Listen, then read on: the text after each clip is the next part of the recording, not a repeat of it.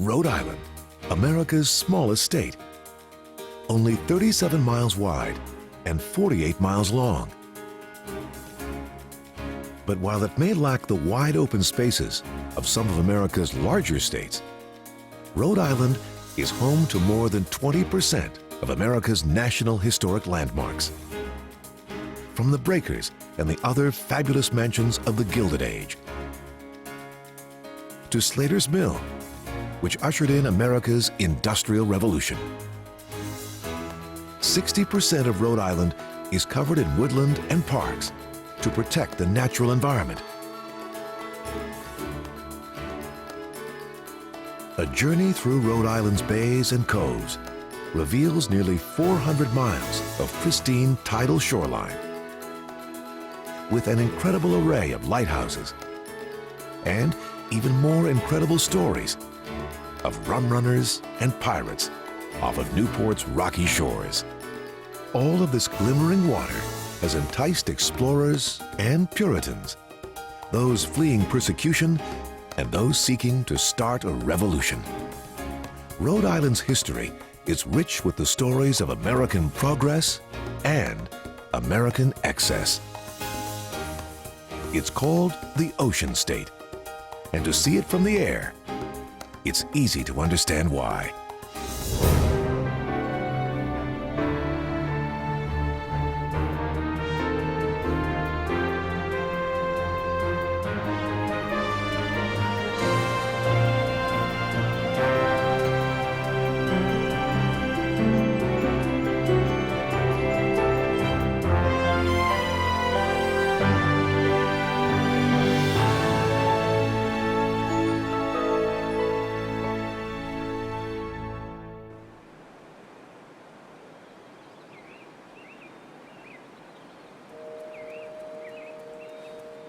Great Swamp, located in southern Rhode Island, was home to the first residents of Rhode Island, the Narragansett Indians.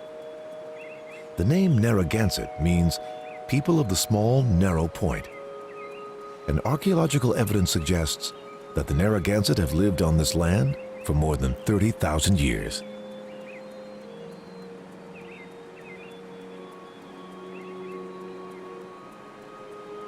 The first European to set foot in what would become the state of Rhode Island was Giovanni da Verrazzano in 1524. He actually arrived here on Block Island, a small island off the coast of the mainland. Verrazzano's legacy lives on in Narragansett Bay in the form of this bridge, which is named after him.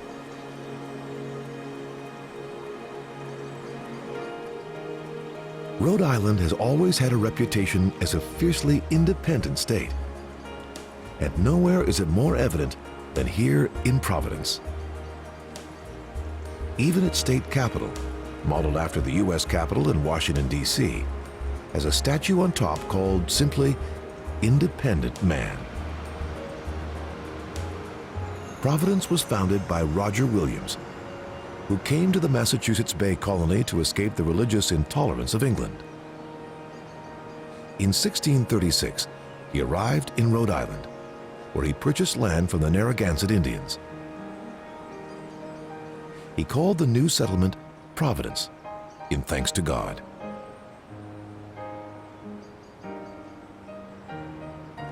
Williams created the first Baptist church in America. One of the church's meeting houses, dating back to 1775, still stands today, and the church is currently being renovated. Its 185-foot steeple was built on the ground by sailboat makers in just 3 days. Williams established a policy of religious and political freedom in his new settlement, and soon after, colonists with similar beliefs began to arrive in Rhode Island. Rivers shaped the life of Providence. The colonial waterfront was the site of a thriving shipping economy for the so-called triangle trades of slaves, rum, and molasses, as well as the China trade. Soon, Providence and Newport were among the busiest ports in the New World.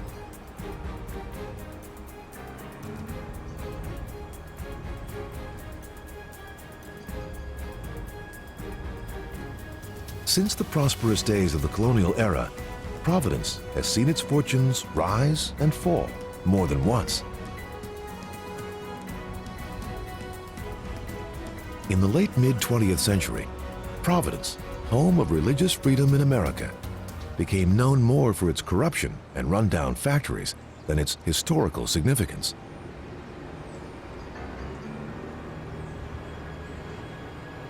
But in the 1980s, that all changed. Just down the hill from the state capitol building, what was once an eyesore became the center of a renaissance.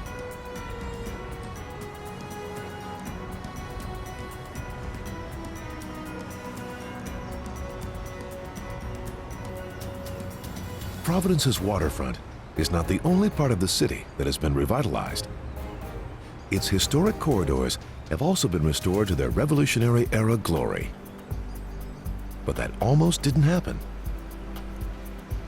In the 1950s, the city of Providence planned to raise and redevelop part of historic Benefit Street, which runs through this area.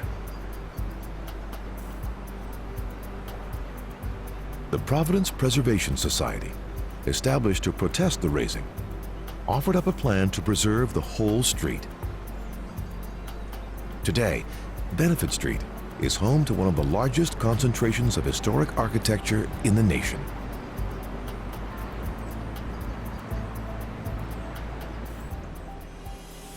A few blocks to the east of Benefit Street sits one of America's oldest and most prestigious universities.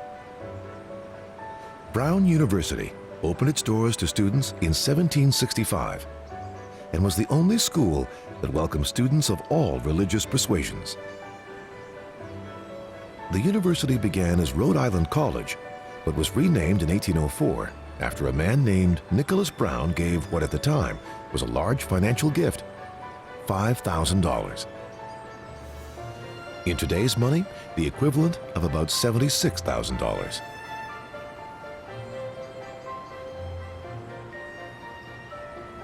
Across the street from the main quadrangle at Brown sits the John Hay Library.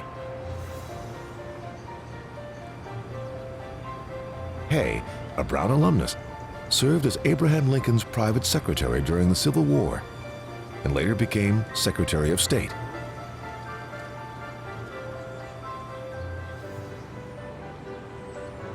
The library houses a collection of rare books, including 3 that feature an unusual binding: human skin.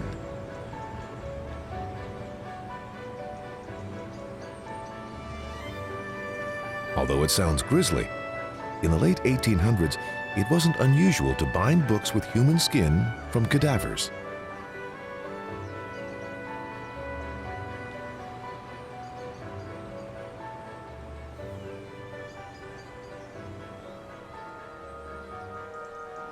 This 46-mile-long river has long been called the hardest working river in America.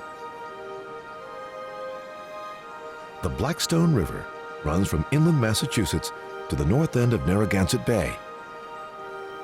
This is a National Heritage Corridor, and it's here that America's Industrial Revolution began.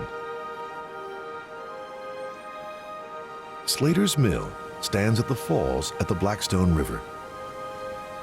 British immigrant Samuel Slater came to America with a plan to take English mill plans and build them in America. With his knowledge and capital provided by Moses Brown from Providence, Slater built the first successful U.S. textile mill. The Industrial Revolution had begun. The mills on the site are still powered by the Blackstone River. While celebrated for bringing the Industrial Revolution to America, the mill was also infamous. Slater employed many children, ages 7 to 13. Some of Lewis Hines' famous child labor photographs were taken at Slater Mill. Hines' photographs, showing harsh conditions for child laborers, resulted in new laws being created to protect children. Today, some believe that the centuries-old mill is haunted by some of the children who worked here. visitors often talk about feeling a presence, especially by the old machine shop.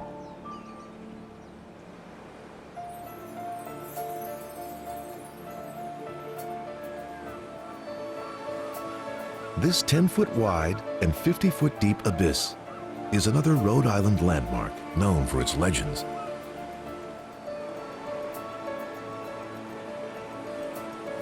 It's said that Purgatory Chasm was created by the powerful swing of the devil's axe.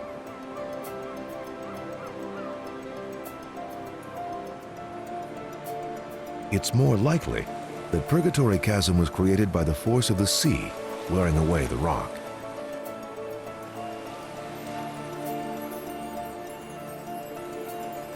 It's carved nearly 100 feet into the shore from the cliff. Some people have unwisely tried to jump the chasm, instead falling between the giant slabs of rock.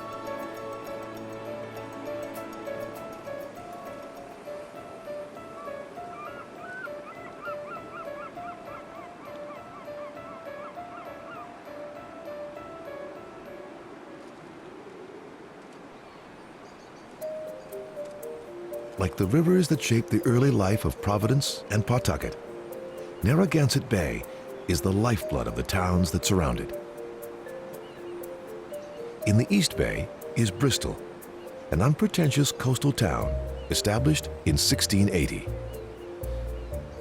The layout of the city is based on a grid plan with a large common at its center, the only one of its kind in Rhode Island.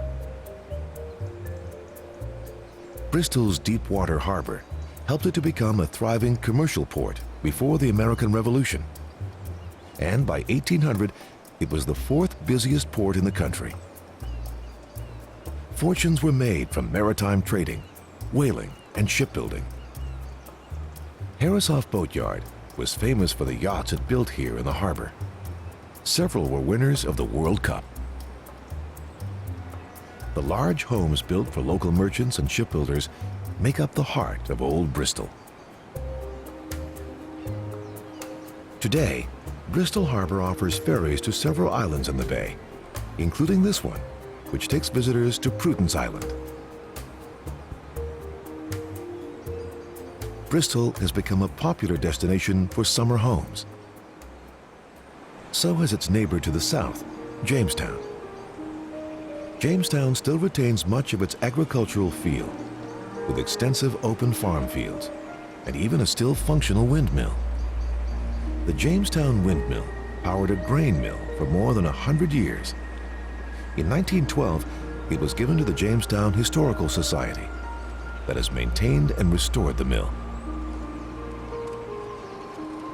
In the late 19th century, wealthy industrialist Joseph Wharton and other Philadelphia Quakers built summer homes in Jamestown. Wharton's house, Marbella, overlooks Narragansett Bay, where it meets the ocean.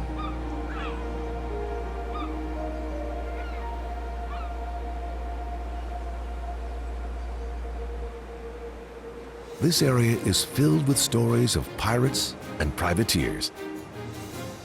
Local legend holds that Captain Kidd's treasure was hidden here when he was in town visiting his friend, privateer Captain Thomas Paine. To this day, people search the caves at what is now Fort Wetherill State Park, hoping to find Kidd's bounty. But so far, no one has scored.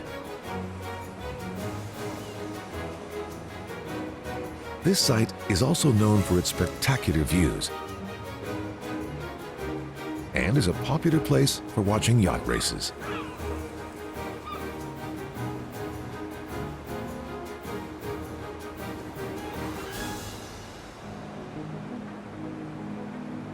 Until 1940, Jamestown was an island with no connection to the mainland of Newport.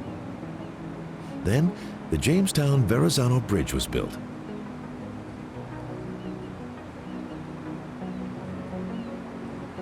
The Pell Bridge opened to traffic in 1969, connecting Jamestown to Newport.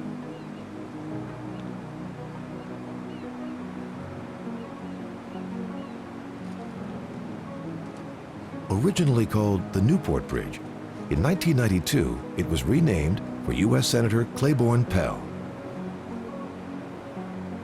But most residents still refer to it as the Newport Bridge.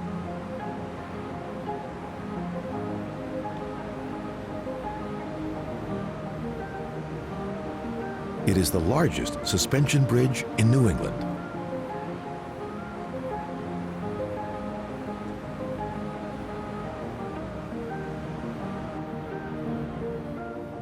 Jamestown isn't the only Rhode Island town with pirate stories.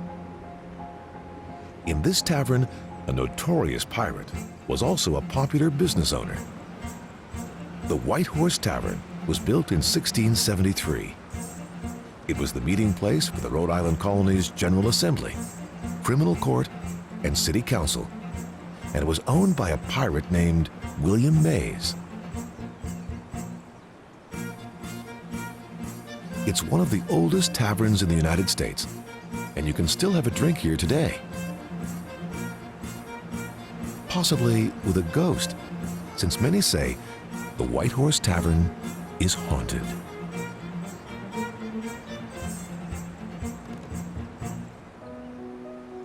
Another eating establishment with almost cult status is Flo's Clam Shack. There's nothing pretentious or expensive about this clam shack, which started serving traditional Rhode Island shore fare in 1936. From clam cakes to clam chowder and stuffed clams, Flo's wins award after award for its food. Its luck hasn't been as good with buildings. Since it opened, Flo's buildings have been completely ruined 4 times by hurricanes. Most recently, Hurricane Bob washed it away in 1991. So far, the newest building has survived nature's wrath. There was another building in Newport that has survived much longer. The old stone mill is shrouded in mystery. There are many theories about how this tower came to be. Some believe it was built by Norsemen before Columbus ever arrived in the New World. Another says that the governor of Newport commissioned the tower as a windmill during colonial times. Its 24-foot-high walls are made of fieldstone, and its interior is open to the sky. New theories about the tower's origins fill websites and articles. But the mystery will continue on because no one knows for sure who built the old stone mill. The first summer visitors to arrive in Newport were wealthy merchants from South Carolina and Georgia who traveled north to escape the summer heat in the south. With its sheltered harbor, beautiful beaches, and awe-inspiring architecture, Newport, Rhode Island is a shining gem on New England's Atlantic coast. These so-called summer cottages are another remnant from the Industrial Revolution. They were built from the vast fortunes earned by what some called robber barons and others called savvy businessmen.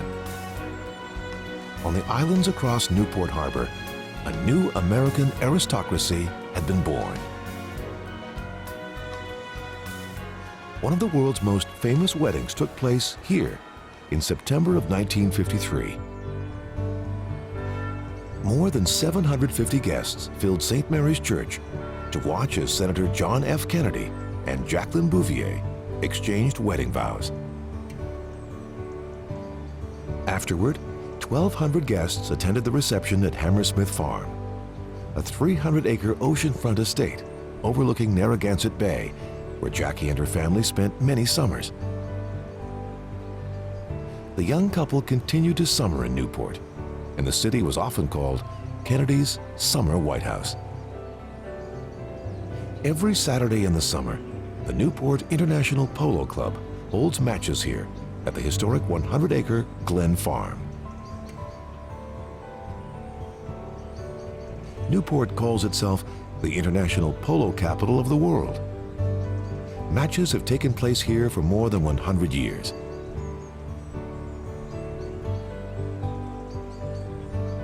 These ponies at Glen Farm are taking a rest as they gear up for another Saturday match before a crowd of well-heeled onlookers.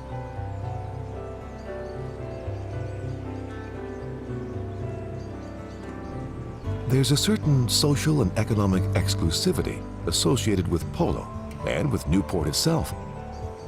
But today's version pales in comparison to the Gilded Age.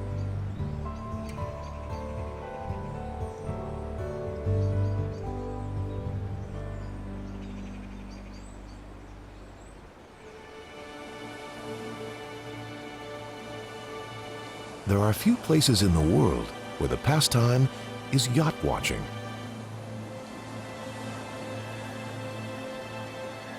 But there were few places like Newport in the Gilded Age. It was the coastal resort of choice for American business magnates like the Vanderbilts and the Astors. The term Gilded Age was coined by Mark Twain and referred to the extravagant displays of wealth and excess of America's super rich. Others call it conspicuous consumption. In Newport, renowned architects were designing enormous homes that mimicked the castles and palaces of Europe, each family seeking to one-up their neighbors.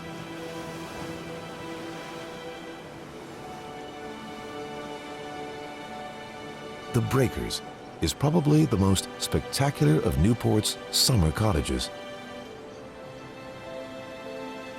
This 70-room Victorian mansion, built by tycoon Cornelius Vanderbilt, is a symbol of the Vanderbilt family's social and financial preeminence at the turn of the century.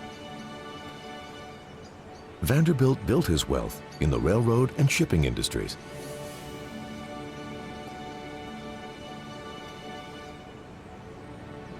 Today, many of the homes are preserved. Some are open for tours. Others are hotels, like Castle Hill. This was one of the first major summer houses built along Newport's Ocean Drive. Its wide porches and sweeping views of the bay make it a popular destination.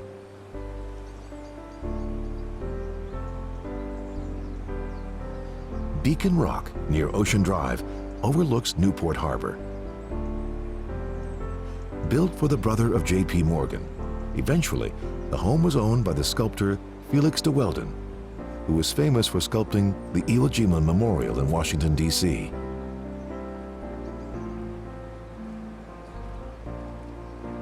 This magnificent home is right near Fort Adams State Park.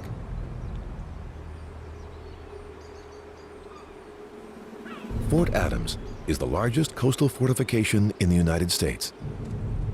Construction of the fort began in 1824 and continued until the middle of the 19th century.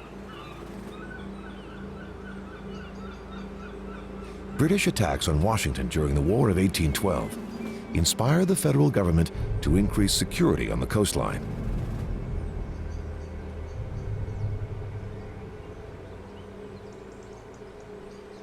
The fort has a line of vaulted bomb-proof chambers along its 5 feet thick perimeter walls. The commanding officer's house to the south of the fort was used in the late 50s as a vacation spot for President Dwight D. Eisenhower.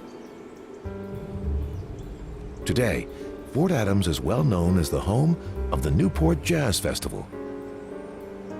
It's brought jazz greats and their fans to Newport every August for more than 50 years.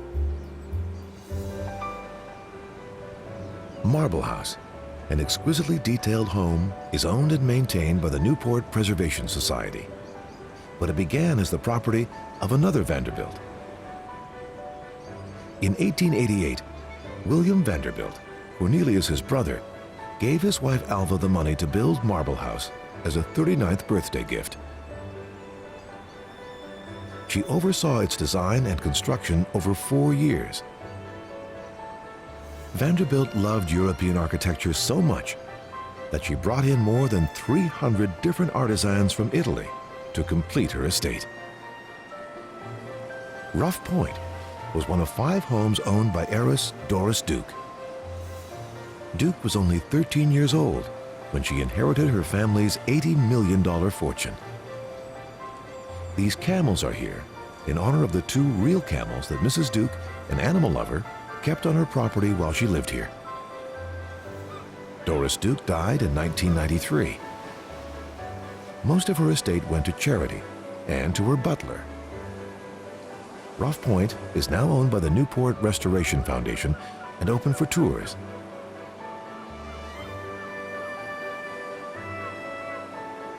Through the foundation, Duke also preserved hundreds of other houses in Newport, making it home to one of the most significant concentrations of 18th century architecture in the country.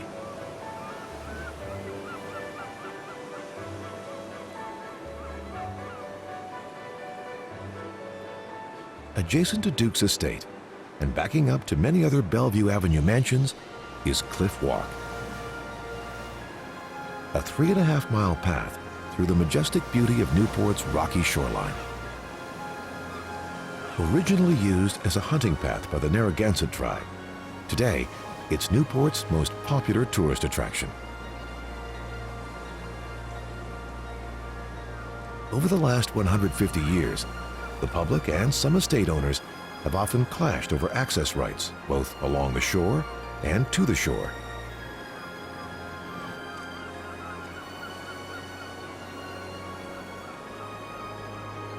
Willing to do just about anything to keep the common people away from their palaces, owners have built walls and fences, planted bushes and trees to block access, and posted dogs and even bulls to scare people away.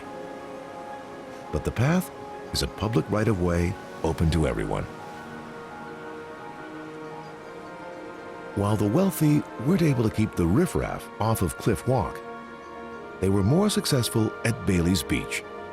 This beach is reserved for people of a certain pedigree, and taking a swim here is by invitation only. Just having money isn't enough in Newport. One must have long lines of established social background. This mansion was home to the undisputed queen of American society. Caroline Astor insisted that her friends and family call her the Mrs. Astor. Her home here, called Beechwood, was built in 1853.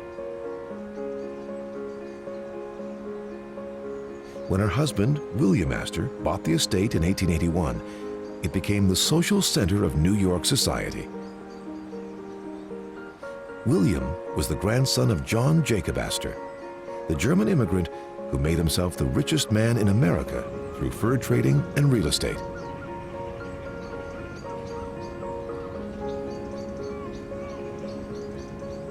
As recently as 1999, John Jacob Astor was listed as the 4th wealthiest American ever.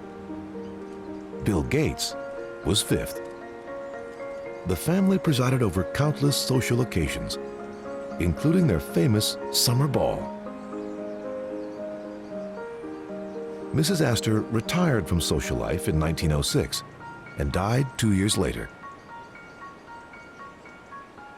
Astor's son, John Jacob IV, divorced his first wife and married a much younger woman in a ceremony at Beechwood. To escape the scandal, the couple fled to Europe after the wedding. They booked their passage home on the RMS Titanic. Astor's young pregnant wife survived, but he did not. And Astor wasn't the only Newport resident on the ship that fateful day. Miramar, the summer home for George Widener and his wife Eleanor, was under construction in 1912 when the Widener family sailed from England on the maiden voyage of the Titanic. Mrs. Widener survived, but both her husband and son Harry perished. Miramar, Spanish for "Behold the Sea," stayed in the Widener family. In 2006, the mansion sold for just over $17 million, the most ever paid for a property on the island.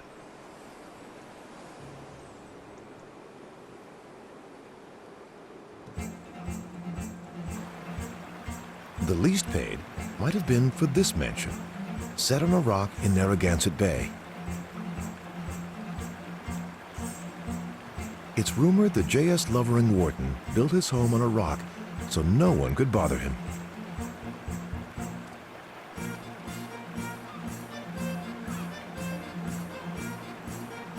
Friends and neighbors were skeptical that the house could exist here or that the owner would stay in it.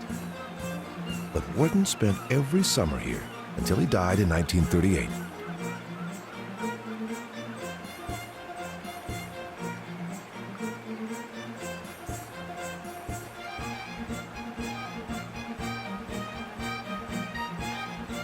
His wife remained here until her death in 1941.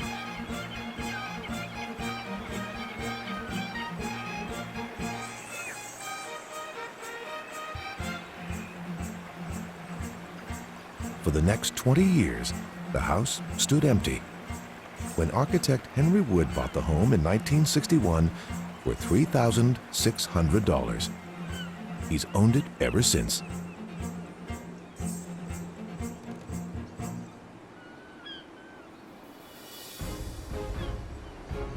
While the corporate giants of the industrial age have long since left Newport, the technology titans of the 20th century have arrived here along with hedge fund managers. Not as conspicuously, though, unless you head to Newport Harbor. Considered to be America's yacht racing mecca, the playthings of today's rich and famous are on display at the marinas that line Newport Harbor along America's Cup Avenue and Thames Street. From Bowen and Bannister's wharves to the very exclusive Newport shipyard, where they are said to not just have yachts, but mega yachts. Newport is considered the sailing capital of the world. The America's Cup, the most prestigious regatta and match race in the sport of sailing, were held here until 1983. But Newport still hosts both national and international regattas here. The abundant supply of water isn't only a source of pleasure for Rhode Islanders, it's also an important part of the economy here.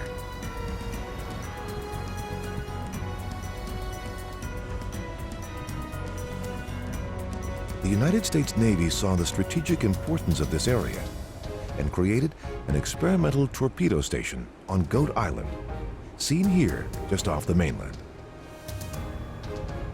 80% of the submarine torpedoes manufactured for World War I and World War II were made here. A thriving fishing industry developed here in the 19th century and continues today. Galilee is a working fishing village in Narragansett.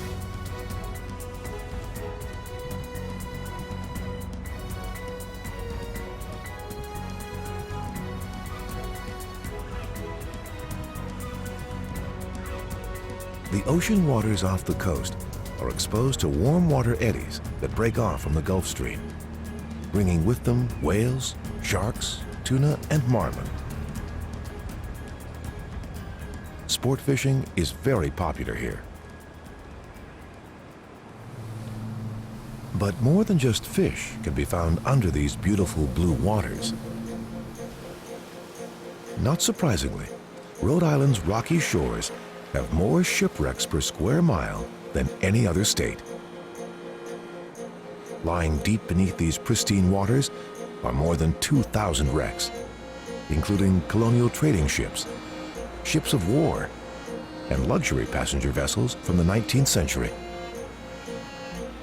And it seems that lighthouses alone aren't enough to prevent these disasters. In 2006, researchers discovered the remains of 4 ships sunk by the British during the American Revolution in Newport Harbor. Scholars believe that one of the ships was the Lord Sandwich, originally named the Endeavour, which would have dwarfed these smaller vessels with ease. Captain James Cook sailed the Endeavour on his famous voyages across the Pacific Ocean to New Zealand and the eastern coast of Australia.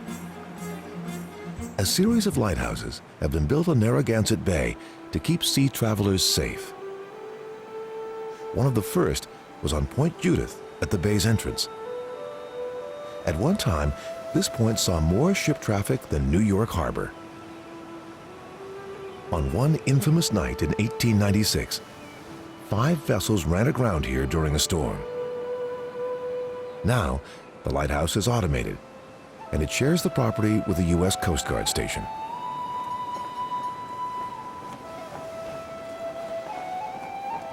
Now Rhode Island has 21 lighthouses. 13 of them are active, and the others are privately held. Like Nyack Point, built in 1828 to mark the narrow channel between Nyack Point and the reef off Conimicut Point. This lighthouse was poorly built and needed repairs almost immediately. It was auctioned off in 1890 to private owners. Since that time, the lighthouse has been greatly expanded and is used as a private residence. The Nyack Point Lighthouse is listed in the National Register of Historic Places and in 2001 sold for nearly $1.3 million.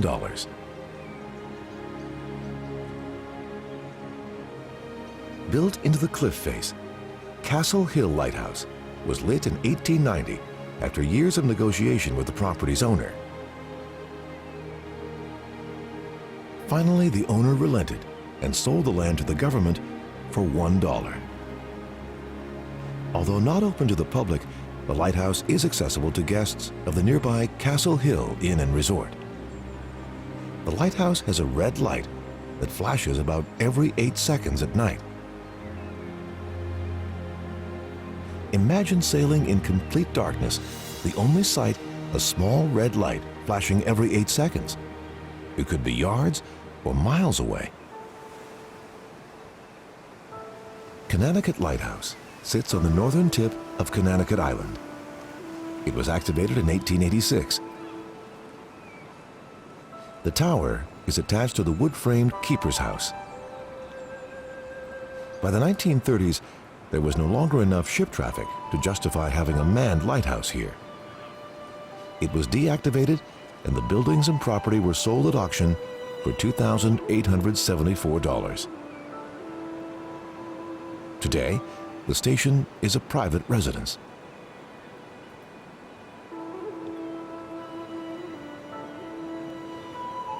Only once in American history has a lighthouse been named after its keeper. And this is where it stood. In 1854, Hosea Lewis was named innkeeper of the Lime Rock Lighthouse. Soon, he suffered a stroke, and his duties fell to his wife and their oldest daughter, Ida. Ida handled most of the work here, and when her mother also died, Ida became the lightkeeper. She also became known as the bravest woman in America, enduring the ice-cold water to rescue those stranded on the rocks or drowning. She is credited with saving at least 18 people during her time here. The Rhode Island State Legislature changed the name of the lighthouse from Lime Rock to the Ida Lewis Lighthouse. Today, it's the site of the Ida Lewis Yacht Club.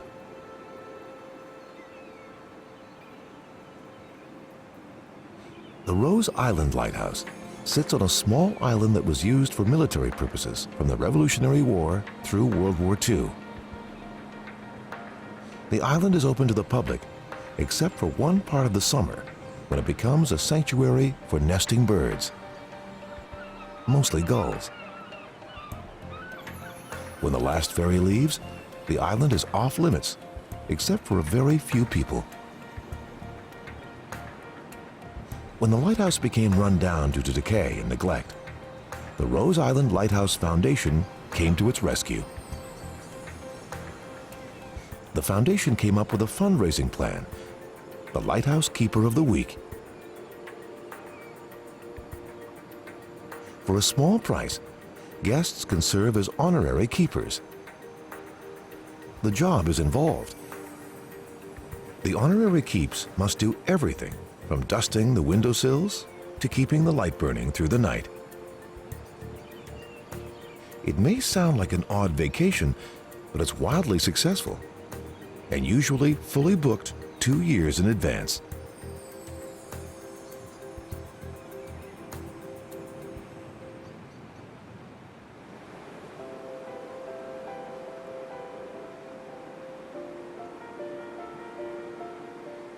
One of the most remote lighthouses is on the northern end of a small island only accessible by air or water. Block Island.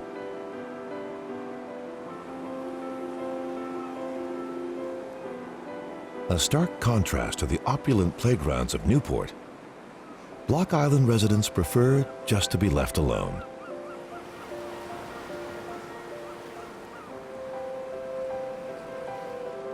Thousands of years ago, a glacier left the rolling hills that were to become known as Block Island. Dutch explorer Adrian Block arrived here in 1614 and gave the island its name. Boat wrecks happened often here, given the island's position and the rocky shoals that surround it. A life-saving station was put in, as well as lighthouses on the northern and southern ends of the island. Since Block Island has no natural harbors, in 1870, breakwaters were created to form Old Harbor and give steamers and ferries safe entry to the island. Today, ferries shuttle visitors to the Old Harbor from the mainland. In 1895, another channel was dug to create New Harbor on the west side of the island. It connects the Great Salt Pond to the Atlantic Ocean. Archaeologists believe that when humans first began to settle in the Northeast, they came here and created a settlement around Great Salt Pond. These people were the ancestors of the Manacean Indians. Today, pleasure boaters come from all over to enjoy the pond's sheltered waters.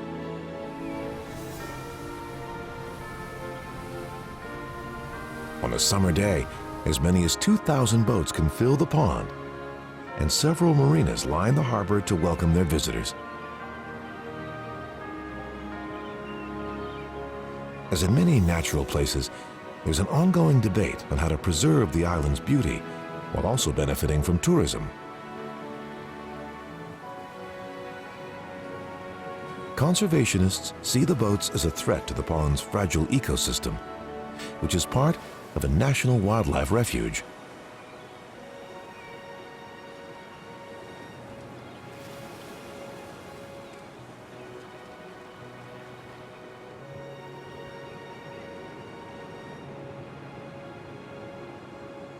Although Block Island is only 12 miles off Rhode Island's coast, it's a world of its own. The Nature Conservancy included the tiny island on a list of 12 sites it called the last great places in the Western Hemisphere. Home to restored Victorian hotels, beautiful beaches, and a fragile but thriving ecosystem, islanders here want to keep things just as they are, idyllic. So when a pair of New York real estate developers wanted to divide the island up and fill it with houses, lifelong resident Captain John Robinson Lewis was intent to stop the plan. He organized his neighbors to create the Block Island Conservancy and ultimately bought back the land the developers were planning to parcel out. The Conservancy has been active on the island ever since. No task is too large or too small. In the 90s, they literally moved this historic southeast lighthouse back 245 feet from the cliffs to keep the Coast Guard from demolishing it. And in 1984, they threatened to secede from the state if the use of mopeds wasn't restricted on the island. They got their way. Conservation has a long tradition here. From its ponds, beaches, and bluffs, more than 43% of the island is protected from development. Several of Rhode Island's other small towns and islands are moving toward conservation and limiting new development to preserve open spaces.